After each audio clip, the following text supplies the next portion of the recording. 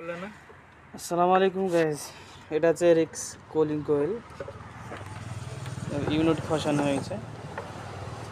And ঢুকেছিল এবং cooling কোয়েলের অবস্থা দেখুন। লিক হচ্ছে কি চেক করবো, লিক যদি কোনো নাই তবুও চেক করা হবে। ফার্স্টে সার্ভিস করে চেক করা হবে। ইউনিট খোলা হয়েছে, দেখতে পাচ্ছেন। সব সার্ভিস করা হবে পানি দিয়ে।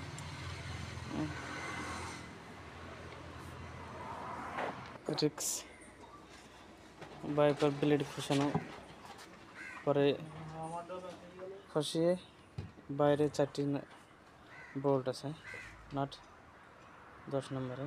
এই উপরে দুটো দেখতে পাচ্ছেন, নিচে দুটো আছে। ভিতরের অবস্থা রিক্স কুলিং গাড়ি সুজুকি রিক্স। ড্যাশবোর্ড সমস্ত খোলা হয়ে গেছে, প্রচুর নোংরা, সমস্ত সার্ভিস করা হবে। ড্যাশবোর্ড খোলা হয়ে গেছে। এর ভিতরে ইঞ্জিন ঢুকেছিল, ওটাও আপনাদেরকে দেখানো হবে কেমন করে ইঞ্জিন ঢুকেছিল। এই গলিটা দিয়ে ইঞ্জিন ঢুকেছিল। ওখান থেকে ঢুকে ভিতরে শাটার বদ্ধ ছিল, তবুও ওই দিক দিয়ে প্লাস্টিকে কেটেছে, দাঁত দিয়ে কেটে আমার ভিতরে ঢুকেছে। ড্যাশবোর্ড বাইরে রাখা আছে, দেখতে পাচ্ছেন। এই দেখেন কোন দিক দিয়ে ঢুকেছে।